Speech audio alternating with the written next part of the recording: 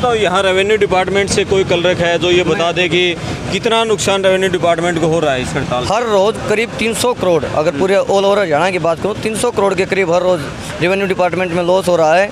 अगर मैं बात करूँ 4 जुलाई जिस दिन हम हड़ताल में बैठे थे उसके पहले दिन पूरे हरियाणा में 4200 रजिस्ट्रियाँ हुई थी जी 4200।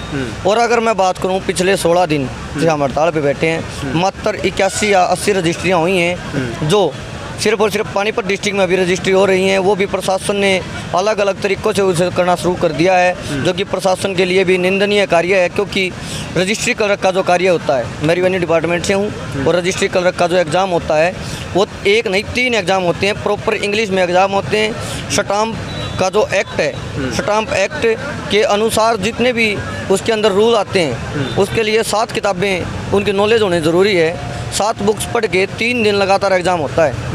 3 दिन लगातार एग्ज़ाम, 3-3 घंटे के एग्ज़ामों के बाद रजिस्ट्री क्लर्क जो पास होते हैं सिर्फ और सिर्फ उन्हीं को रजिस्ट्री क्लर्क का जो कार्यभार दिया जाता है। परंतु प्रशासन अब आनन फानन में इस प्रकार से कहीं मंडी सुपरवाइज़र, कहीं sub inspector food and supply, कहीं किसी को ऐसे काम में लगा रहा है। वो सिर्फ पानीपत प्रशासन की तरफ से ऐसी खबरें आ रही हैं, तो बहुत ही गलत कार्य है। जो वे गलतियां वहाँ होंगी जिससे रेवेन्यू सरकार का लॉस होगा वो उसका भुगतान कौन करेगा, उसके लिए जिम्मेदार कौन होगा?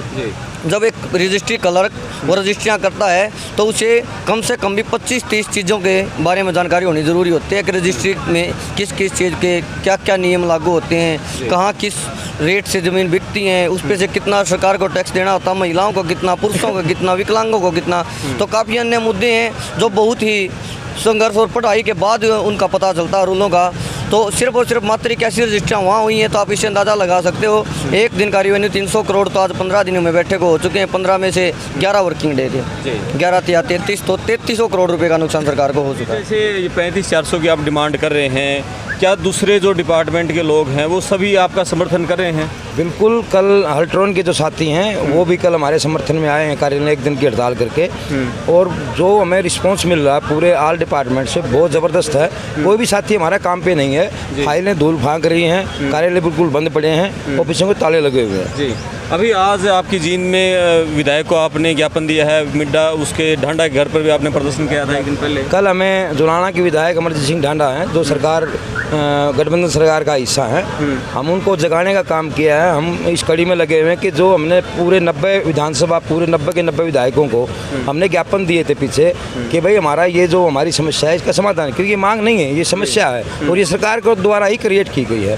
तो कल उसी कड़ी में हमने जुलाना के विधायक को जगाने गए थे उनके आवास पर, और उन्होंने विश्वास दिलाया कि मैं पुरजोर आपकी मांग उठाऊंगा। उसी कड़ी में आज हमने जींद के जो विधायक हैं जींद विधानसभा के, उन्होंने भी हमने ज्ञापन दिया है, उनको भी हम जगा करके आए हैं और उन्होंने आश्वस्त किया है कि मुख्यमंत्री जी से मैं बात करूंगा और आपकी समस्या का समाधान होगा।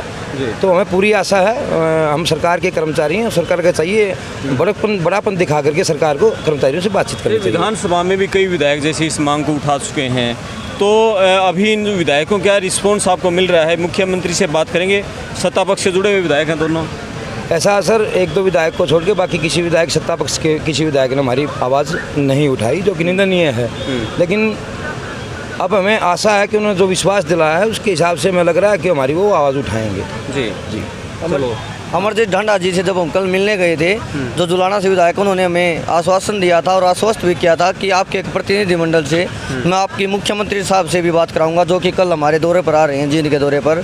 तो देखते हैं वो अपने वादों पर कितना खरा उतरते हैं। और आज ही कृष्ण मिड्डा जी ने ये भी कहा है कि मैं आज शाम को ही मुख्यमंत्री साहब से आपके इस चर्चा पर, इस बात पर जो आपकी मांग है इस पर चर्चा करूँगा, बात करूँगा, और पूरी कोशिश है कि कल होने वाली मीटिंग में आपके लिए एक अच्छी न्यूज़ है। पवन दायल है जी, कौन से डिपार्टमेंट में आप? रेवेन्यू डिपार्टमेंट डीसी ऑफिस से हूँ। ग्राउंड रिपोर्ट तो होगी आपके पास, किस तरह की समस्याएं, कैसे कैसे लोग चक्कर काट रहे हैं वहाँ? हाँ, लोग अपने कार्यों के लिए रोजाना आ रहे हैं, प्रशासन को, सरकार को कोस के वापस चले जाते हैं बेचारे। और डीसी ऑफिस में किस किस तरह के काम होते हैं ये बताओ? डीसी ऑफिस में हर तरह के काम होते हैं। हाँ, जब हम कितने महकमे हैं, कितनी तरह की टेबल है डीसी ऑफिस की? डीसी ऑफिस में हाँ। रजिस्ट्रेशन है, रजिस्ट्रेशन हो गया, ज़मीन का जी, रजिस्ट्रेशन मोटर व्हीकल है जी, लाइसेंस है, असले के लाइसेंस हैं जी, और बाकी जो फार्म हैं, हाँ, जिस तरह के भी फार्म बनते हैं, सर्टिफिकेट्स वगैरह, वो सभी ये सारे डीसी ऑफिस में सारे हैं? DC ऑफिस में। कितने कलरक यहाँ होंगे डीसी ऑफिस में?